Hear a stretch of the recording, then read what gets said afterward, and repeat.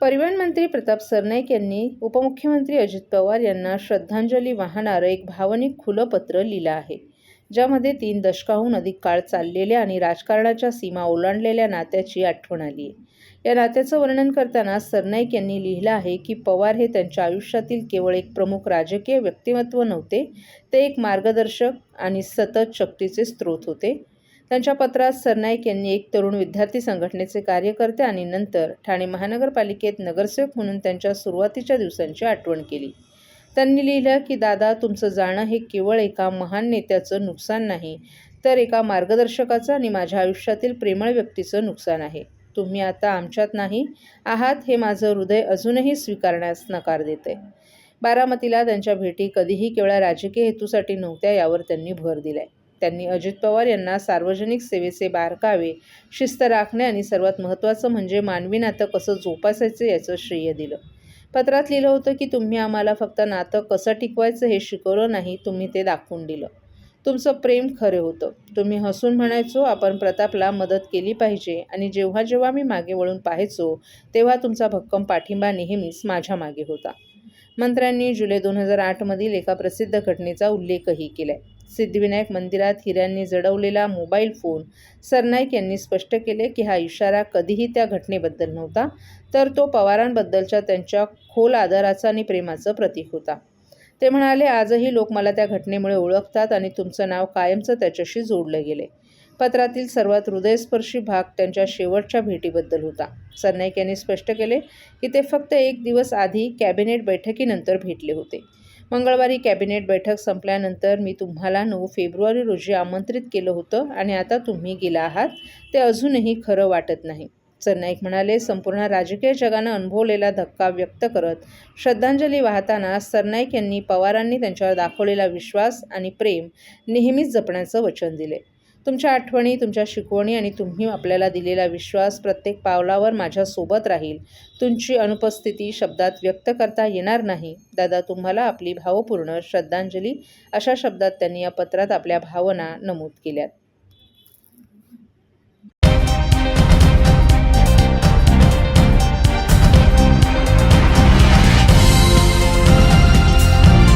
अंत. ठाणे जिल्ह्यातील शीळ परिसरातून एक अत्यंत धक्कादायक आणि हृदय पिळवटून टाकणारी घटना समोर आली आहे. गेल्या 3 दिवसांपासून बेपत्ता असलेल्या 12 वर्षीय मुलाचा मृतदेह एका इमारतीच्या डगमधून आढळून आलाय. हा अपघात आहे की निष्काळजीपणामुळे गेलेला निष्पाप जीव? या घटनेमुळे परिसरात एकच खळबळ उडाली आहे. ठाणे जिल्ह्यातील शीळ परिसरातील खलील कंपाऊंडमधील नजीर हाईट्स या इमारतीतून 12 वर्षीय मुलाचा मृतदेह सापडल्याने एकच खळबळ उडाली आहे. इमारतीतून तीव्र दुर्गंधी येऊ लागल्यानंतर स्थानिक नागरिकांनी शिळडागर पोलीस ठाण्याला याबाबत माहिती दिली. पोलिसांनी तात्काळ घटनास्थळी धाव घेत ग्राउंड फ्लोअरवरील एका खोलीच्या बाथरूमची भिंत तोडून डोंगमधून मृतदेह बाहेर काढला. मृत मुलाची ओळख तौहीद साहिद शेख, वय वर्ष 12 अशी करण्यात आली असून तौहीद गेल्या 3 ते 4 दिवसांपासून बेपत्ता होता. याबाबत त्याच्या कुटुंबियांनी आधीच शिळडागर पोलीस ठाण्यात तक्रार दाखल केली होती. मृतक तौहीद हा शब्बीर हाईट्स येथे राहत असल्याची माहिती समोर आली आहे. स्थानिक नागरिकांच्या माहितीनुसार तौहीद इतर मुलांसोबत नजीर हाईट्सच्या छतावर पतंग उडवायला गेला होता. इमारतीच्या छतावरील डग हा लाकडी प्लायवूडनं झाकलेला असल्याचंही सांगितलं जात असलं तरी मृतकासोबत खेळणाऱ्या एका मुलानं वेगळाच खुलासा केलाय. त्या मुलानुसार डग उघडाच होता. आम्ही तिघे उड्या मारत होतो तेव्हा तौहीद अचानक डगमध्ये पडला. यामुळे अनेक प्रश्न उपस्थित झाले आहेत. डग सुरक्षित नव्हता का? लहान मुलांना छतावर जाण्याची परवानगी कोणी दिली? हा अपघात आहे की दुर्लक्षातून घडलेली दुर्घटना? दरम्यान पोलिसांनी मृतदेह ताब्यात घेऊन पोस्टमॉर्टमसाठी पाठवला असून पुढील तपास सुरू आहे. हा मृत्यू पतंग उडवताना झालेला अपघात आहे की इतर कोणता प्रकार, याचा उलगडा पोलीस तपासानंतरच होणार आहे. मात्र या घटनेमुळे परिसरात शोककळा पसरली असून नागरिकांमधून संतापाचं वातावरण निर्माण झाले. बेटा, क्या नाम है आपका? रेहान। बेटा, आप भी वो बच्चे के साथ में पतंग उड़ाने के लिए गए थे क्या? हाँ, रेहान, कहाँ रहते हो तुम? मैं शब्बीर हाइट में 2 माले पे। और ये तुम्हारे बाजू की बिल्डिंग में हादसा हुआ है। हाँ, 4 दिन से एक बच्चा गायब था। हाँ, आज उसकी लाश मिली है। हाँ, क्या बताओगे उस बारे में? बच्चे का नाम तौहीद बताया जा रहा है। तौहीद का हादसा कैसे हुआ, क्या जानकारी है इसकी पूरी? तो मैं टेरिस पे था, तो बाकी 2 लड़के थे, हाँ मैं था और वो था। वो डर के वहाँ पर वो लोग जम मार रहे थे। एक बंदा पहले जम मारा, तो वो बोलता मेरे साथ में तू भी मार। अच्छा। तो लोग एक दूसरे का देख के जम मार रहे थे। तो वो डक खुला था क्या? हाँ। अच्छा, उसमें डक कोई खुला पतरा था। वतरा लगा हुआ था? नहीं कुछ भी नहीं था ना, प्लाई पतरा कुछ नहीं था। नहीं, बाकी उन लोग का एक दूसरे का देख के जम मार के मारते पी थे गए। एक दूसरे को, बोलते थे मारो जम हाँ। मारो करके। मेरे को भी बोले थे, मैं चला गया। अच्छा।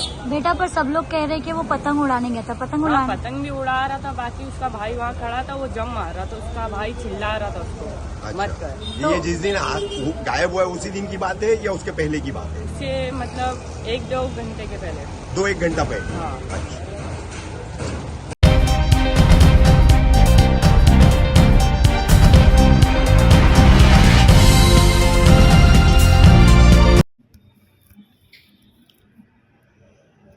महसुली दर्जा आणि गावठाण मंजुरी अभावी कोयना प्रकल्पग्रस्त सुविधांपासून वंचित, आमदार संजय केळकर महसूल मंत्र्यांसोबत घेणार बैठक.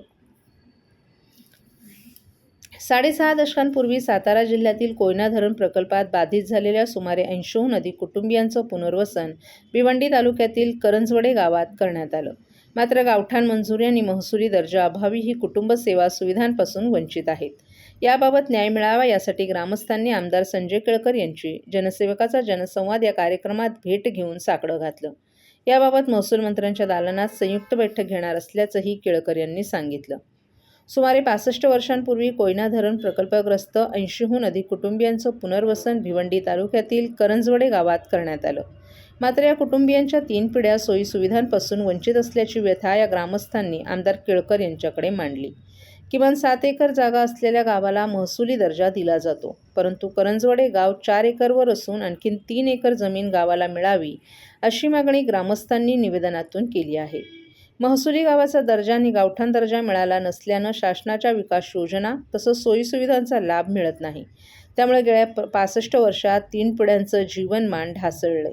जिल्हा परिषदेची विकास कामं सुरू असून अन्य गावांना निधी मिळाला असला तरी करंजवडे गावाला निधी मिळाला नसल्याची बाब ग्रामस्थांनी केळकर यांच्या निदर्शनास आणली. याबाबत केळकर यांनी लवकरच महसूल मंत्री चंद्रशेखर बावनकुळे यांच्या दालनात संयुक्त बैठक आयोजित करून महसुली दर्जा आणि गावठाण मंजुरी याबाबत चर्चा करून निर्णय घेण्यात येईल असं सांगितलं.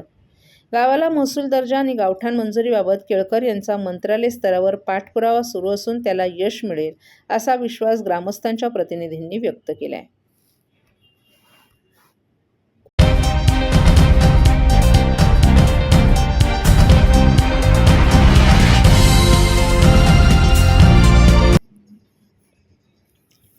ठाण्याच्या महापौरपदासाठी अनेक नावांची चर्चा होती. मात्र कोपरी परिसरातील नगरसेविका शर्मिला पिंपळकर यांचं नाव जवळपास निश्चित झालंय. महापौरपदाच्या रेसमध्ये वागळेमधून दर्शना जानकर तसंच वर्तकनगरमधून बिमल भोईर यांच्या नावाचीही चर्चा होती. मात्र महापौरपदासाठी आज नामनिर्देशन दाखल करण्यात आलं असून पिंपळकर यांचं नाव निश्चित झाले. तर दुसरीकडे भाजपनं विरोधी पक्षात बसण्याचा निर्णय बासनात गुंडाळला असून सत्तेत सामील उपमहापौरपदी कृष्णा पाटील यांची वर्णी भाजपनं लावली आहे. त्यामुळे ठाणे महापालिकेत आता शिवसेनेचा महापौर आणि भाजपचा उपमहापौर असे सत्तेचं समीकरण असणार आहे. नुकत्याच झालेल्या ठाणे महापालिकेच्या निवडणुकीत शिंदेंच्या शिवसेनेला पूर्ण बहुमत मिळालं. शिवसेनेचे 75 नगरसेवक निवडून आले असून भाजपचे 28 नगरसेवक निवडून आलेत.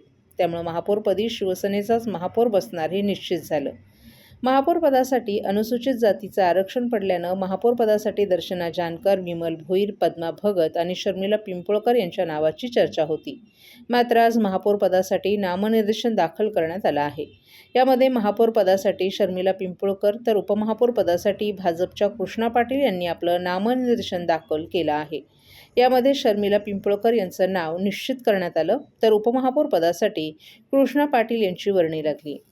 शिवसेनेने एकूण 75 नगरसेवक आणि भाजप पक्षाचे 28 नगरसेवक निवडून आणले. अपक्ष नगरसेविका प्रमिला केणी यांनी देखील शिवसेनेला पाठिंबा दिलाय. त्यामुळे शिवसेनेचे 76 नगरसेवक झालेत. शर्मिला पिंपळकर या उपमुख्यमंत्री एकनाथ शिंदे यांचा मतदारसंघ असलेल्या कोपरी पाचपाकाडी परिसरातून निवडून आल्या असून शर्मिला ठाण्याच्या महापौरपदी शर्मिला पिंपळकर यांची वर्णी लागल्यानं कोपरीमध्ये आनंदाचं वातावरण आहे. ठाणे महापालिकेत योग्य पद मिळालं नाही तर विरोधात बसण्याची भूमिका घेणाऱ्या भाजपनं आपला निर्णय बासनात गुंडाळला. ठाण्याच्या उपमहापौरपदी भाजपच्या कृष्णा पाटील यांची वर्णी लागली आहे. सत्तेत महत्त्वाचा वाटा मिळावा यासाठी महत्त्वाच्या समितीवर भाजपनं मागणी केली आहे. यामध्ये स्थायी समिती, परिवहन समिती, शिक्षण मंडळ, विषय समित्या, प्रभाग समितीमध्येही भाजप आजही आग्रही आहे. महापौर पद म्हटलं तर मस्के साहेबांनी देखील महापौर पद या ठिकाणी बघितलं आणि खासदार होते. एकंदरीत कारभार कसं बघा? सर्वांना माझा नमस्कार. जय महाराष्ट्र.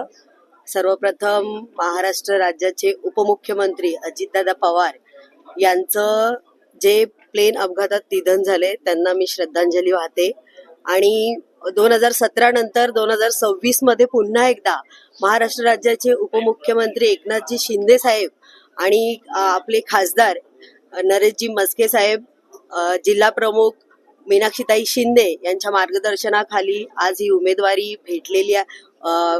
महापौर पदाची उमेदवारी पुन्हा एकदा भेटलेली आहे. अभिमान वाटतोय की एका सर्वसामान्य स्त्रीला या सर्व आपल्या नेते मंडळींनी एक पद दिलंय महापौर पदाचं आणि त्याचा मी मान राखेन. काम करण्याची संधी भेटली आहे मोठी ठाणे जिल्ह्यावरती, त्याचं काम करण्याचं, सोनं करण्याचा नक्कीच प्रयत्न करेल. Okay, thank you.